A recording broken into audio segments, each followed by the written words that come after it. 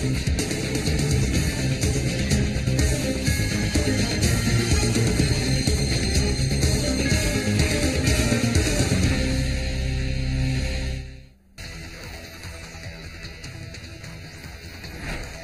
गृहमंत्री अमित शहा यांचा 3 दिवसांचा महाराष्ट्राचा झंझावाती दौरा असेल. विधानसभा निवडणुकीच्या पार्श्वभूमीवर दौऱ्याला महत्व आहे. 16, 17 आणि 18 ऑगस्ट रोजी शहा महाराष्ट्र दौऱ्यावरती असणार आहेत.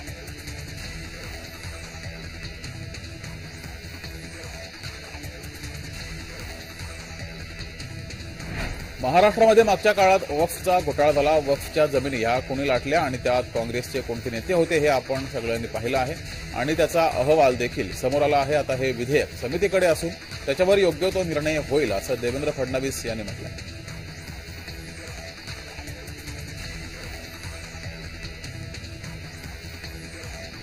नऊ ऑगस्ट भारतीय स्वातंत्र्य चळवळीतील एक महत्वाचा दिवस. 1942 साली महात्मा गांधी यांनी भारत छोडो आंदोलन सुरू केलं. इंग्रजांच्या अन्यायाविरुद्ध बंड पुकारलं आणि स्वातंत्र्याच्या दिशेनं निर्णायक पाऊल टाकलं.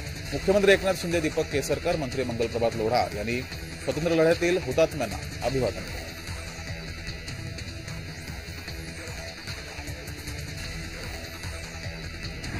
राष्ट्रपतीच्या शिवस्वराज्य यात्रेला आजपासून सुरुवात झाली आहे. शिवस्वराज्य यात्रेचा पहिला दिवस किल्ले शिवनेरीच्या पायथ्याशी असलेल्या जुन्नर शहरातील छत्रपती शिवाजी महाराजांच्या पुतळ्याला हार घातला. क्रेनच्या सहाय्यानं पुतळ्याला पुष्पहार घालून खाली येत असताना क्रेनची ट्रॉलीमध्ये बिघाड झाला. यामुळे जयंत पाटील, अमोल कोल्हे, रोहिणी खडसे, मेहबूब शेख हे थोडक्यात बचावले.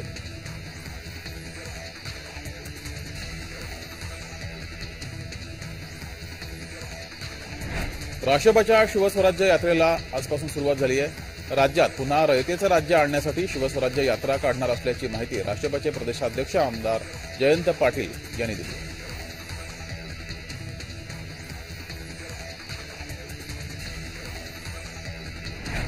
उपमुख्यमंत्री अजित पवारांच्या जनसन्मान यात्रेचा दुसरा दिवस निफाड, येवला, लासलगावमध्ये जनसन्मान यात्रा. निफाडमध्ये शेतकरी मेळावा अजित पवारांच्या उपस्थितीमध्ये पार पडला.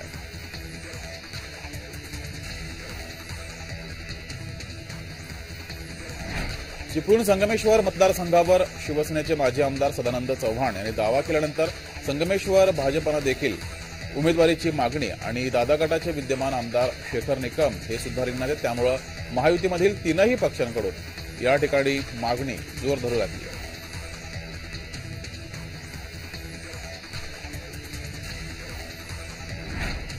मनसे अध्यक्ष राज ठाकरे हे आज बीड जिल्ह्याच्या दौऱ्यावरती आहेत आणि त्यांच्या स्वागताचे फलक लागलेले आहेत. भावी मुख्यमंत्री असा या फलकावर उल्लेख आहे. माजलगाव या शहरात राज ठाकरे यांचे फलक लागले.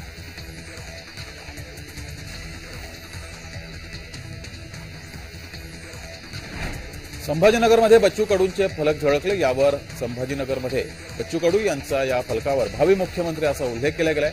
संभाजीनगरमध्ये प्रहार जनशक्तीचा आक्रोश मोर्चाचं आयोजन केलं गेलंय आणि त्यानिमित्तानं ही फलकबाजी करण्यात आली आहे.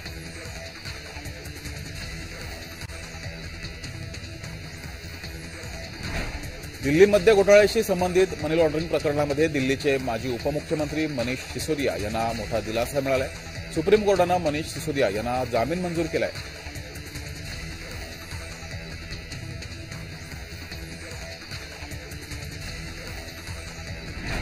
उद्धव ठाकरे हे शनिवारी मुख्यमंत्र्यांच्या बालेकिल्ल्यात येणार आहेत.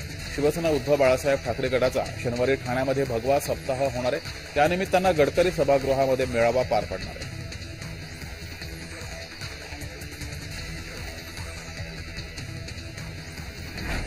राज्यात विधानसभेचे वेध लागले असून कुठल्याही क्षणी विधानसभा जाहीर होऊ शकते आणि बीडच्या माजलगाव विधानसभा मतदारसंघाच्या उमेदवारीसाठी चक्क स्टॅम्प पेपरवरच निष्ठा कार्यकर्त्यांनी व्यक्त केली आहे. नारायण डक यांना माजलगाव विधानसभेची उमेदवारी शरद पवार यांनी द्यावी अशी मागणी त्यांच्या कार्यकर्त्यांनी केली आहे.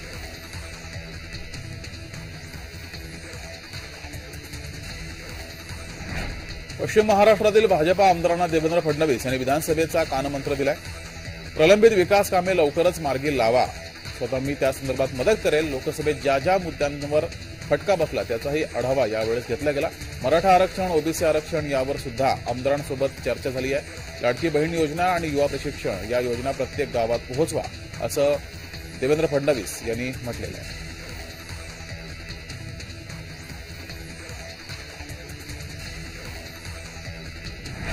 मुख्यमंत्री एकनाथ शिंदेसोबत गणेश नाईक यांनी केलेल्या चर्चेत नवी मुंबईकरांना बंपर लॉटरी लागलेले 500 चौरस फुटापर्यंतच्या घरांना मालमत्ता कर माफी देण्याचा निर्णय नवी मुंबईकरांना घेतलेला आहे। त्यामुळे नवी मुंबईकरांना भविष्यात सोयी सुविधा उपलब्ध करून देण्यासाठी आवश्यक भूखंड आरक्षित करण्याचा निर्णय सुद्धा यावेळेस घेतला गेला आहे।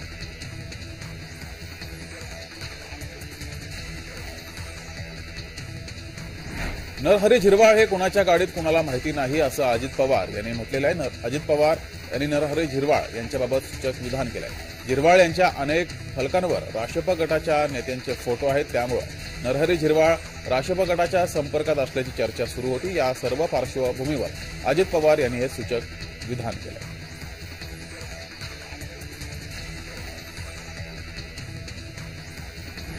काँग्रेसनं गोंदिया जिल्ह्यातील 4ही विधानसभा मतदारसंघातून निवडणूक लढण्यास इच्छुक असणाऱ्यांचे अर्ज मागवलेत। या 4ही मतदारसंघातून 44 इच्छुकांनी अर्ज दाखल केलेत। सर्वाधिक 17 अर्ज हे अर्जुनी मोरगाव विधानसभा मतदारसंघातून आलेत, तर 4 जागांसाठी 44 अर्ज आल्यानं उमेदवारीची लॉटरी कोणाला लागणार याकडे सर्वांचं लक्ष आहे।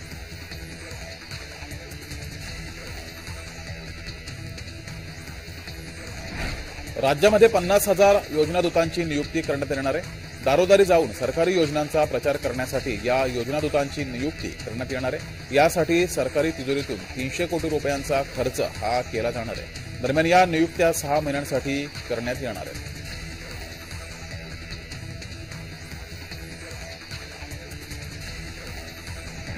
मराठा आरक्षण चळवळीतील नेते जरांगे पाटील यांची शुक्रवारी 9 ऑगस्ट रोजी कोल्हापुरात मराठा आरक्षण जनजागृती आणि शांतता रॅली आयोजित केली आहे। या रॅलीमध्ये गावागावातील मराठा समाजातील तरुणांनी मोठ्या संख्येनं सहभागी व्हावं असं आवाहन सकल मराठा समाजाकडून केलं गेलं आहे।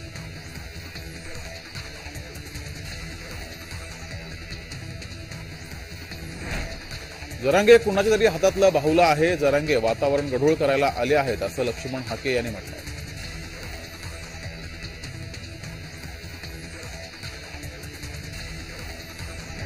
नीरज चोप्रा म्हणजे उत्कृष्ट व्यक्तिमत्व, त्यानं वेळोवेळी आपली चमक दाखवली आहे असं पंतप्रधान नरेंद्र मोदी यांनी म्हणत नीरज चोप्रा याचं अभिनंदन केलं।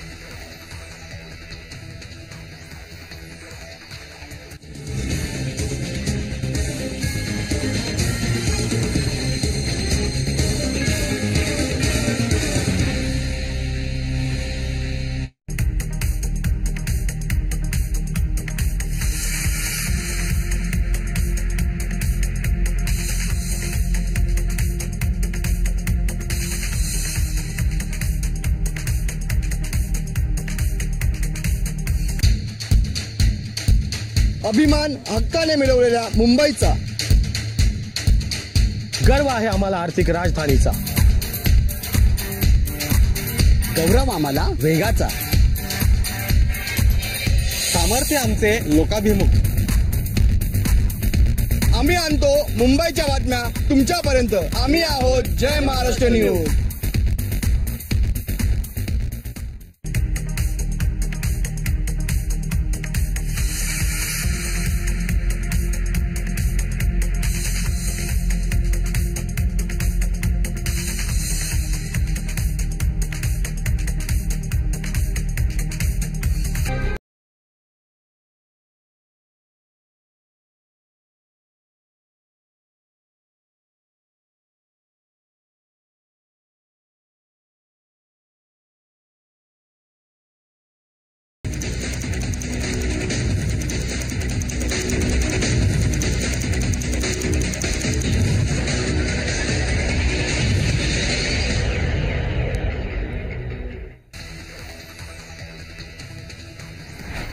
धुळे तालुक्यातील सोनवत धरण पांझरा नदीच्या पात्रातून कालव्यानं पाणी भरण्यास सुरुवात होती आहे। गेल्या वर्षी कमी पर्जन्यानं धरणानं तळ गाठला होता। यावर्षी पश्चिम पट्ट्यात झालेल्या पावसामुळे पांझरा नदीच्या पाण्यातून धरण भरण्यात येत आहे। धुळे तालुका शेंदखेड तालुक्यातील सुमारे 25 ते 30 गावांना या धरणाचा उपयोग होतो। धरणात मोठ्या प्रमाणात मत्स्य व्यवसाय देखील केला जातो।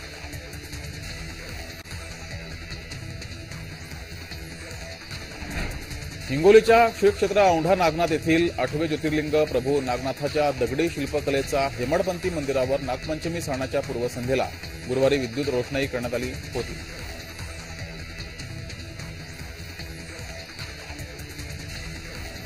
भारतीय स्वातंत्र्याचा इतिहास प्रत्येकासाठी प्रेरणादायी आहे. ऑगस्ट क्रांती दिन ते स्वातंत्र्य दिन सप्ताह पर्वावर घरोघरी तिरंगा अभियानात प्रत्येकानं उत्स्फूर्तपणे सहभागी व्हावं असं आवाहन जिल्हाधिकारी अजित कुंभार यांनी केलं आहे.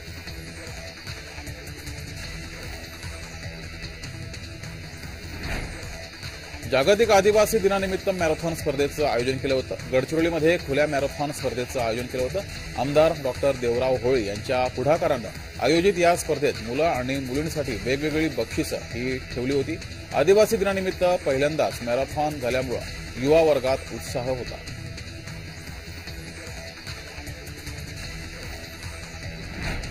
श्रावण महिन्यातला पहिला पवित्र सण नागपंचमी उत्सव मोठ्या उत्साहात साजरा होत असून यानिमित्त भिवंडी शहरातील पद्मानगर येथे नाग मंदिरात महिलांनी गर्दी केली. नाग मंदिरातील नागाला अभिषेक करून दूध, फुलं, नारळ वाहून यावेळेस नागदेवताची पूजा करण्यात आली.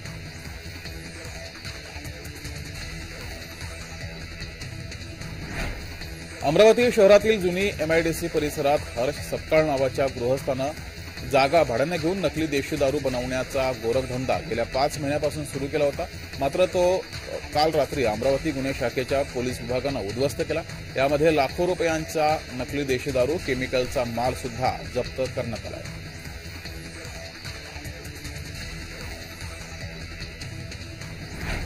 धावत्या बसखाली उडी मारून एका युवकानं आत्महत्या केली आहे. नांदेड रेल्वे स्थानकासमोर ही घटना घडली. नांदेड रेल्वे स्थानकासमोर येताच मुख्य रस्त्यावरून जाणाऱ्या एका बसच्या मागच्या टायरखाली या युवकानं उडी घेतली. बसचे टायर डोक्यावरून गेल्यानं हा युवक जागीच ठार झाला.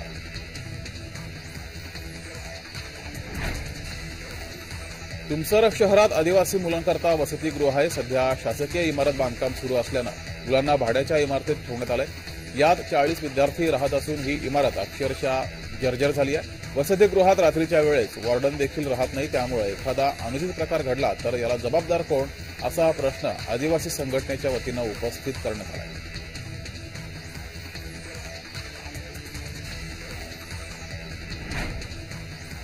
पालघरमध्ये अपघात झालेल्या पालघर मनोरोडवर गणेश घाट जवळ दुचाकी चालकाला भरधाव गाडीनं चिरडलं. अपघातात दुचाकी चालक सागर पाटील याचा जागीच मृत्यू झाला.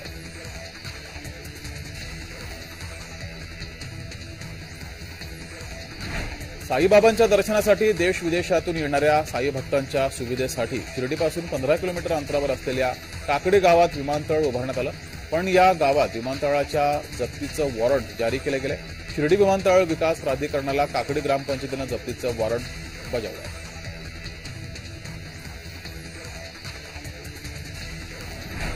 नाशिकच्या आदिवासी बहुल कळवण तालुक्यात जागतिक आदिवासी दिन उत्साहात पार पडला.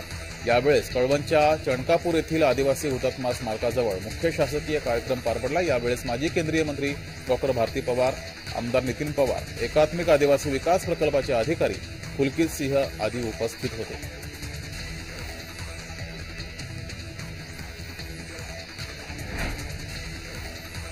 भिवंडीमध्ये भिवंडी महानगरपालिका तिच्या वतीनं केंद्र शासनाच्या निर्देशाप्रमाणे हर घर तिरंगा उपक्रम सुरुवात होणार आहे. भिवंडी निजामपूर या शहर महानगरपालिका वतीनं या उपक्रमाला सुरुवात होणार आहे.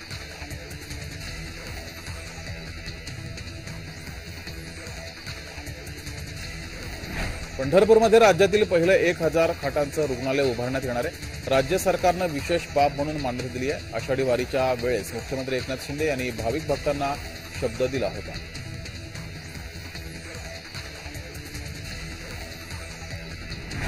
नंदुरबार जिल्हा हा आदिवासी बहुल जिल्हा असून 9 ऑगस्ट जागतिक आदिवासी दिनाच्या निमित्तानं नंदुरबार जिल्ह्यात मोठ्या उत्साहामध्ये हा कार्यक्रम पार पडला. यावेळेस सर्वच भागात विश्व आदिवासी गौरव दिनाच्या निमित्तानं रॅली काढण्यात आली होती.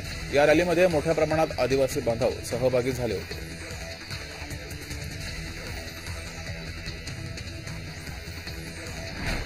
स्वातंत्र्याच्या अमृत महोत्सवानिमित्त धुळे महानगरपालिकेकडून भव्य तिरंगा बाईक रॅली काढण्यात आली. शिवतीर्थ चौकापासून तिरंगा बाईक रॅलीला सुरुवात झाली.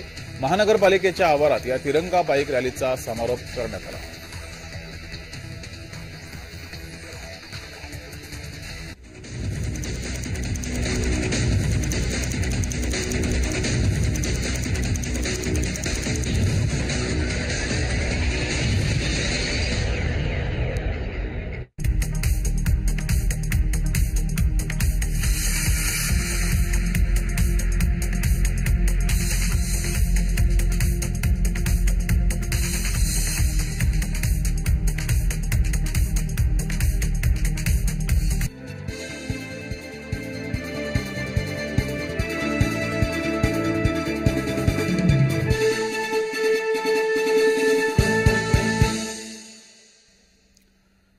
नमस्कार, मी जगदीश. जय महाराष्ट्रमध्ये आपल्या सगळ्यांचं स्वागत.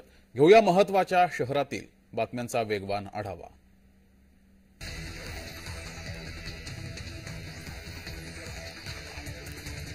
दिलीप खेडकर यांच्या अडचणी आणखी वाढलेल्या आहेत. पूजा खेडकर यांचे वडील दिलीप खेडकर यांच्याविरुद्ध सरकारी कामात अडथळा आणल्याप्रकरणी बंड गार्डन पोलीस स्थानकात तक्रार दाखल केली गेली आहे. मुळशीतील शेतकऱ्याला पिस्तुलाचा धाक दाखवल्याप्रकरणी दिलीप आणि त्यांची पत्नी मनोरमा यांना नुकतीच अटक करण्यात आली होती आणि त्यामुळे आता दिलीप खेडकर यांच्या अडचणी आणखी वाढणार आहेत.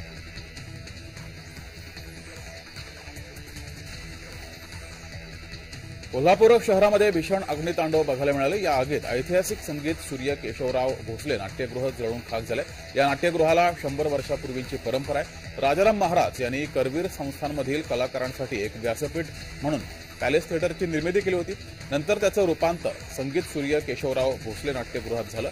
अनेक अजरामर नाटके झालेले हे नाट्यगृह आगीत जळून खाक झाले.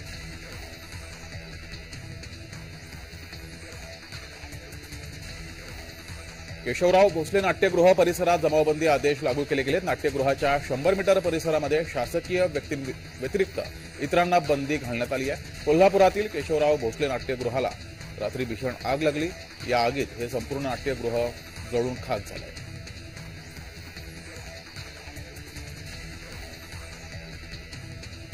कोकणातील पहिलं आयडियल सेंटर अर्थात फ्युचरिस्टिक क्लास माळखोल केंद्र शाळा नंबर 1 येथे साकारण्यात आलंय.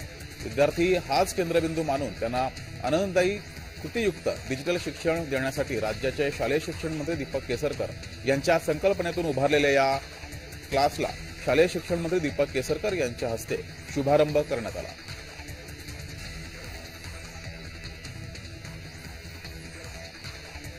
राज्यात झिकाच्या 54 रुग्णांची नोंद झाली असून सर्वाधिक रुग्ण पुणे येथे आढळलेत. पुणे शहरात 73, पिंपरी चिंचवड पालिका क्षेत्रात 2, तर अहमदनगरमध्ये 10, पुणे ग्रामीणमध्ये 6, सांगलीमध्ये 1, कोल्हापूर सोलापूरमध्ये प्रत्येकी एका रुग्णाची नोंद झाली आहे.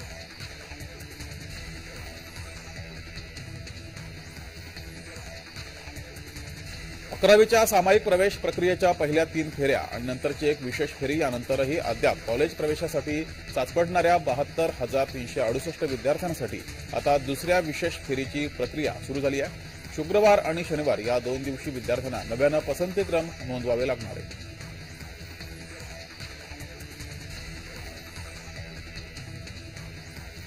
राज्यातील सर्वाधिक कमाल तापमानाची नोंद गुरुवारी कुलाबा येथे झाली. कुलाबा येथे 32 अंश सेल्सिअस कमाल तापमान नोंदलं गेलं, तर सरासरीपेक्षा 2.4 अंशांनी ते अधिक होतं. पाऊस थांबल्यानंतर तापमानात वाढ अपेक्षित होती. किंचित वाढ होणं अपेक्षित होतं, मात्र वाढ ही 2.4 अंशानं झाली आहे.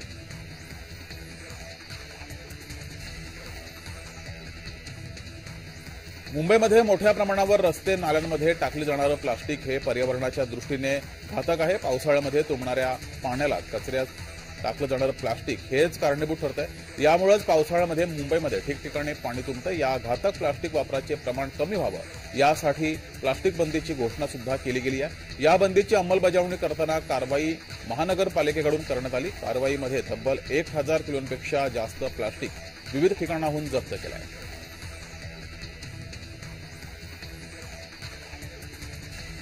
ऑगस्टमध्ये नाशिक शहरात डेंग्यूचा कहर कायम असून ऑगस्टच्या पहिल्याच आठवड्यात डेंग्यूचे 103 बाधित रुग्ण आढळलेत. जुलै महिन्यातही डेंग्यूचे 434 बाधित रुग्ण हे आढळले होते. जानेवारीपासून आतापर्यंत आढळलेल्या डेंग्यू बाधित रुग्णांचा आकडा हा 806 वर जाऊन पोहोचला.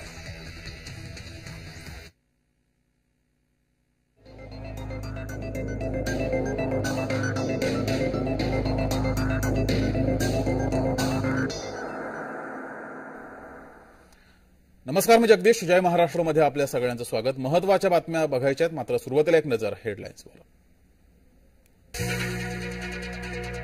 राज्यात वक्फ बोर्डाच्या जमिनींचा घोटाळा. वक्फच्या नावाखाली काँग्रेसनं जमिनी लाटल्या. फडणवीसांनी काँग्रेसला सुनावलं. मुंबई नाशिक महामार्गावर वाहतूक कोंडी. मुख्यमंत्री एकनाथ शिंदेंनी घेतला आढावा. बीडमध्ये झळकले राज ठाकरे यांचे फलक. फलकावर राज ठाकरे यांचा भावी मुख्यमंत्री असा उल्लेख. माता भगिनींच्या रक्षणासाठी शिवस्वराज्य यात्रा. खासदार अमोल कोल्हेंचं वक्तव्य. विधानसभा निवडणुकीसाठी राष्ट्रपती मोर्चेबांधणी. जरांगे वातावरण गढूळ करायला आले आहेत. लक्ष्मण हाकेंचा जरांगेंवर हल्लाबोल. दिल्ली मद्य धोरण घोटाळा प्रकरण सिसोदिया यांना सर्वोच्च दिलासा. 10 लाखांच्या जात मुचलक्यावर जामीन मंजूर.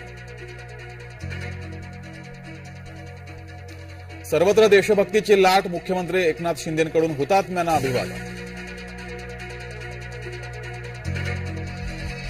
कोल्हापुरातील केशवराव भोसले नाट्यगृह आगीत खाक. नाट्यगृहाच्या देखभालीची जबाबदारी घेण्याची संभाजीराजेंची तयारी.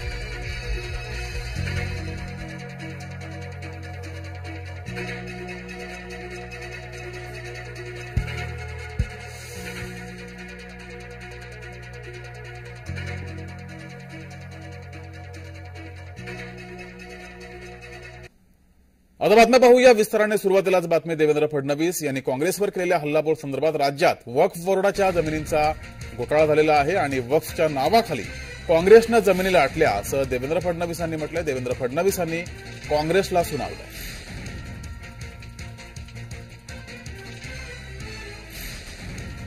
त्या काळामध्ये महाराष्ट्रामध्ये वक्फचा घोटाळा झाला आणि वक्फच्या जमिनी या कोणी कोणी लाटल्या, त्यात कोण कोण काँग्रेसचे नेते होते हे आपण सगळ्यांनी पाहिलं. त्याचा अहवाल देखील समोर आलेला आहे. यांना वक्फशी काही घेणं देणं नाहीये. त्या जमिनीशी यांना घेणं देणं आहे. त्या जमिनी कशा लाटता येतील हा यांचा प्रयत्न आहे. जे बिल आलं होतं त्याच्यामुळे ट्रान्सपरन्सी येणार होती. हे जे काही जमिनी लाटणारे लोक आहेत यांना टाच पडणार होती म्हणून त्यांनी त्याचा विरोध केला.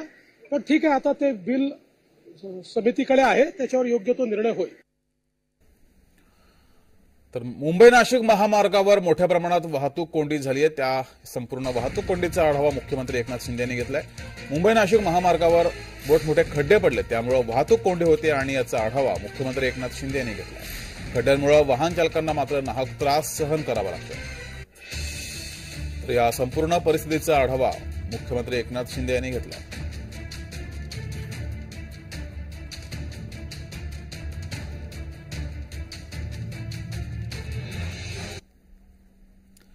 तर मुंबई नाशिक महामार्गावर खड्ड्यांचं साम्राज्य पसरलंय. मुख्यमंत्र्यांकडून या संपूर्ण ठिकाणची पाहणी करण्यात आली आहे. मुंबई नाशिक महामार्गावर मोठ्या प्रमाणात खड्डे पडले असून त्याचा पाहणी दौरा मुख्यमंत्री एकनाथ शिंदे यांनी करत या महामार्गावर मोठमोठे खड्डे पडल्याने याचा सामना सर्वसामान्य नागरिकांना करावा लागतोय. वाहन चालकांना हा सामना करावा लागतोय. ठेकेदाराकडून निकृष्ट दर्जाचं काम होत असल्याचा स्थानिकांनी आरोप सुद्धा केला आहे. त्यामुळे मुंबई नाशिक महामार्गावर मोठमोठे खड्डे पडले. त्यामुळे मुंबई नाशिक हा प्रवास 3 तासाचा प्रवास आहे, मात्र तोच प्रवास करायला 10 ते 12 तास लागतात. त्यामुळे वाहन चालकांनी संताप व्यक्त केलाय.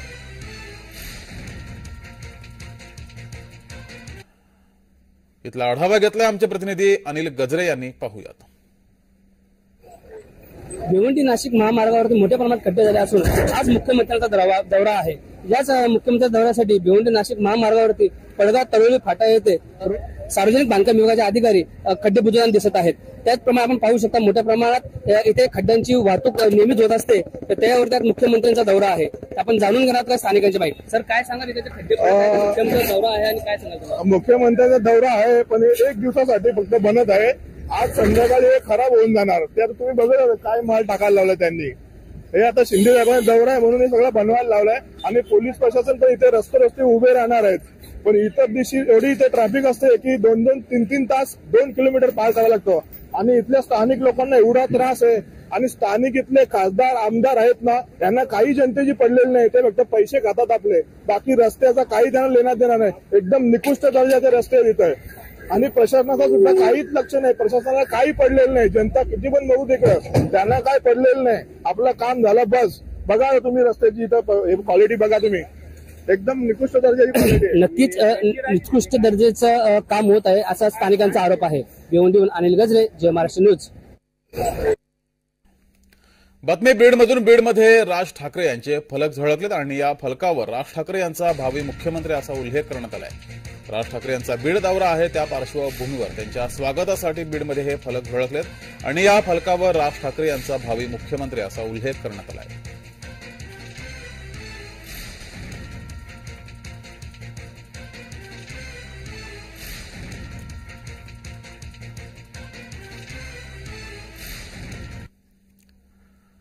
उपमुख्यमंत्री अजित पवारांच्या जनसन्मान यात्रेचा आजचा दुसरा दिवस आहे. हा दुसरा दिवस नाशिकमध्ये निफाड, येवला, लासलगाव मध्ये जनसन्मान यात्रा असणार आहे, तर निफाडमध्ये शेतकरी मेळावा सुद्धा पार पडणार आहे. अजित पवार यांच्या नेतृत्वाखाली राष्ट्रवादीची ही जनसन्मान यात्रा आहे. नाशिकमध्ये या यात्रेला सुरुवात झाली आहे.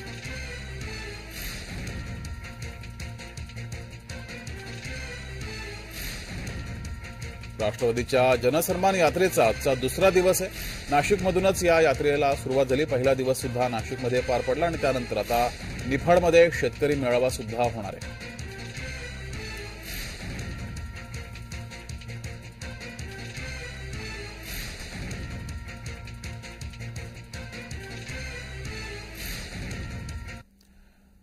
तर राष्ट्रवादीची जनसन्मान यात्रा आणि या यात्रेचा आजचा दुसरा दिवस आहे. उपमुख्यमंत्री अजित पवार यांनी यावेळेस या यात्रेमध्ये पायी प्रवास केलाय. निफाडची सभा संपल्यानंतर अजित पवार यांनी पायी प्रवास केलाय. ही दृश्य आपण पाहतोय.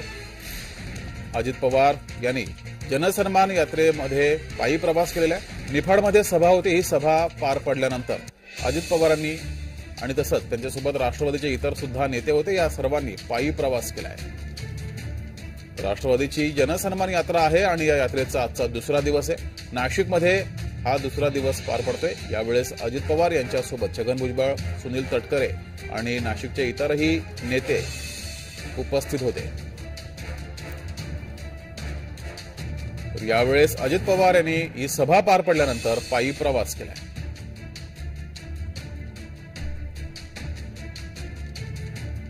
उपमुख्यमंत्री अजित पवार यांची सभा निफाडमध्ये पार पडली. त्यानंतर त्यांनी या यात्रेच्या निमित्तानं पायी प्रवास सुद्धा केलाय.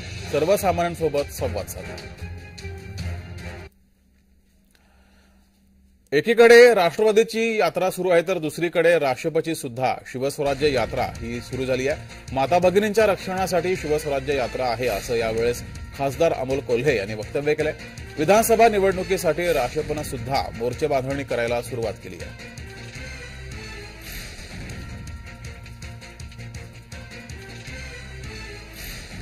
माता भगिनींच्या रक्षणासाठी शिवस्वराज्य यात्रा आहे असं अमोल कोल्हे यांनी म्हटलंय. शिवनेरी किल्ल्यावरून या यात्रेला सुरुवात झाली आहे. छत्रपती शिवाजी महाराज यांना पुष्पहार अर्पण करून या यात्रेला सुरुवात झाली आहे. माता भगिनींच्या रक्षणाची जबाबदारी घेतं, त्यांच्या सन्मानाचा, त्यांच्या हक्काचा अधिकार देतं. ते राज्य म्हणजे शिवस्वराज्य. कालच्या पुण्याईवर आजचा दिवस उगवत नाही हे तरुणांना सांगून त्यांच्या मनगटातली रग आणि उरातली हिंमत जाग ठेवतं ते शिवस्वराज्य. आणि म्हणून ही शिवस्वराज्य यात्रा सुरू आहे. महायुतीतला एक नेता दाखवा ज्यांनी दिल्लीला डोळे दाखवून ही गर्जना केली की खबरदार आमच्या महाराष्ट्रातल्या युवकांच्या रोजगाराला हात लावाल तर. महाराष्ट्राच्या हितासाठी आवाज फुटत नाही का? महाराष्ट्राच्या युवकांच्या भविष्याची तुम्हाला काहीच पडली नाही. तुम्हाला फक्त या सगळ्या ज्या योजना येत आहेत ना, या सगळ्या योजना फसव्या आहेत, या सगळ्या योजना खोट्या आहेत. योजना एकच आहे, लाडकी बहीण नाही, लाडका भाऊ नाही, आता येते लाडकी मोलकरीण नाही. योजना फक्त एकच आहे, लाडकी खुर्ची. तर जयंत पाटील यांनी या वेळेस काय प्रतिक्रिया दिलेली आहे ती सुद्धा पाहूयात. छत्रपती शिवाजी महाराज यांच्या जन्मस्थानाच्या या किल्ल्याच्या पहिल्या पायरीचं दर्शन घेऊन महाराष्ट्रात रयतेचं राज्य आणण्यासाठी निर्धारपूर्वक आम्ही शिवस्वराज्य यात्रेची आज सुरुवात करतोय. महाराष्ट्रात जे महाराष्ट्रातल्या सरकारने प्रचंड गोंधळ आणि प्रचंड भ्रष्टाचार महाराष्ट्रात जो माजवलेला आहे त्याचं खरं बेगडू स्वरूप महाराष्ट्राच्या समोर मांडण्यासाठी आणि रयतेचं राज्य ज्या आदर्शपणाने चालवायचंय स्वप्न महाराष्ट्रासमोर योग्य पद्धतीनं मांडण्याचं काम ही शिवस्वराज्य यात्रा महाराष्ट्रभर करेल.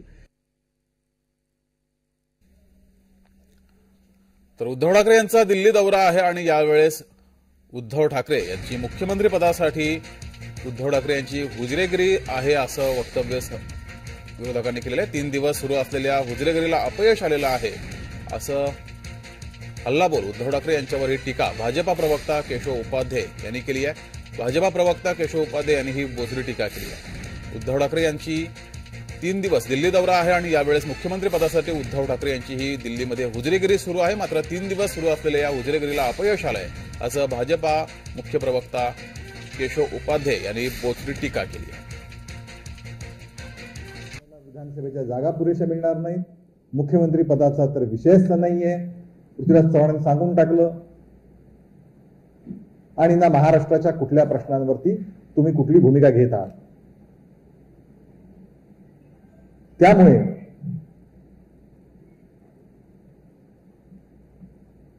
हुजरेगिरीशिवाय काहीच पदरात पडलं नाही आणि म्हणून ही महाविकास आघाडी म्हणजे कोरडं चिपाड असा शब्दप्रयोग मी केला.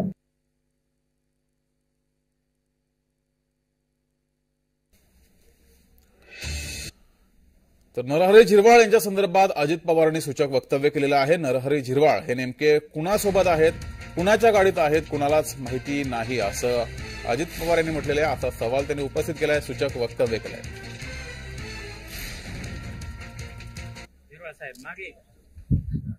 साहेब कुठल्या गाडीत आहेत तुमच्या गाडीत आहे दादा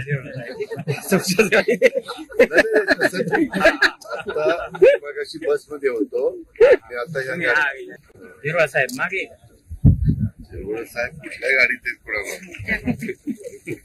तुमच्या गाडीत आहे दादा बातमी जरांगे यांच्या वक्तव्याची अपक्ष म्हणून निवडणूक लढवणार असं जरांगे यांनी वक्तव्य केलंय. जरांगे यांचा दौरा सुरू आहे, महाराष्ट्र दौरा सुरू आहे, पश्चिम महाराष्ट्र दौरा सुरू आहे. यावेळेस त्यांनी हे वक्तव्य केलंय. अपक्ष म्हणून निवडणूक लढवणार असं जरांगेंनी म्हटलंय. आगामी विधानसभा निवडणुका आहेत आणि यावेळेस त्यांनी वक्तव्य केलंय. वेळ पडल्यास सर्व अपक्ष उमेदवार उभे करणार असं सुद्धा जरांगेंनी वक्तव्य केलंय. तर आगामी विधानसभा निवडणुकीसाठी अपक्ष म्हणून निवडणूक लढणार असं जरांगे यांनी म्हटलंय. ही निवडणूक आम्ही अपक्ष उमेदवार उभे करून लढवणार असं वक्तव्य जरांगेंनी केलंय. मनोज जरांगे यांचा पश्चिम महाराष्ट्र दौरा सुरू आहे. यावेळेस त्यांनी हे वक्तव्य केलंय. विधानसभा निवडणुका तोंडावरती आहेत आणि त्या पार्श्वभूमीवर जरांगेंनी अपक्ष म्हणून निवडणूक लढवणार असं वक्तव्य केलंय. याआधी सुद्धा जरांगेंनी विधानसभा निवडणुकांबाबत वक्तव्य केलंय. अपक्ष नाव आहे, कोणत्याच पक्षाचा नाही असं सामान्य काय गरज नाही. चिन्हावर काय नसतं. ज्याला नवीन चेहरा द्यायचा आहे, ज्याला पारदर्शक चेहरा द्यायचा उमेदवार म्हणून पक्षाला, मग त्याला जनतेपुढे जायचंय. हे स्वच्छ प्रतिमेचा आहे, याला मतदान द्या. आमच्याकडे मत ऑलरेडी आहेत, आम्हाला काय चिन्ह कोणचं असलं तरी गरज नाही. आज घराघरातल्या मराठ्यांनी त्यांना नुसतं कळालेली तरी त्यांचा पाठ झाला म्हणायचं. म्हणजे मला जी रात्री माहिती मिळाली की गावोगावी जायला सुद्धा वेळ मिळाला नाही. पूर इतका होता 15-20 दिवस की त्यांना जायला सुद्धा जमलं नाही, तरीही इतक्या लाखात मराठा समाज हे पडला. म्हणजे याच्यातून सरकारनं बोध घेणं गरजेचं आहे की मराठा समाज घराघरात स्वतःच्या मुलं मोठे करण्यासाठी आता एक पडलाय, पक्ष मोठा करायला नाही. आणि पक्ष मोठा करायला, नेता मोठा करायला मराठ्यांनी पुढे पण होऊ नये. ओबीसी नेते लक्ष्मण हाके यांनी जरांगेंवर टीका केलेली आहे. जरांगे कुणाच्या तरी हातातलं बाहुलं आहे असं लक्ष्मण हाके यांनी म्हटलंय. जरांगे वातावरण गढूळ करायला आले आहेत असं सुद्धा लक्ष्मण हाके यांनी म्हणत जरांगेंवर हल्लाबोल केलाय.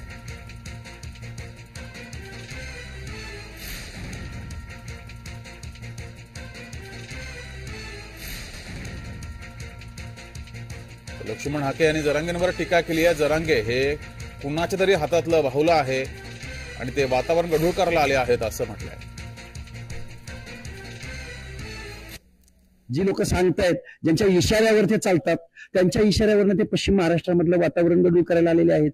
त्यामुळं त्यांची शांतता राहिली. कुठल्या पश्चिम महाराष्ट्रात शांतता निर्माण झाली होती?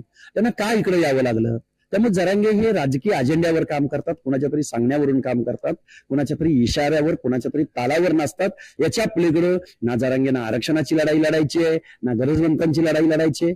हे भागलं आहे कुणाच्या तरी हातचं. त्यामुळे जरांगे पाटील हा काही खूप सिरियस विषय नाही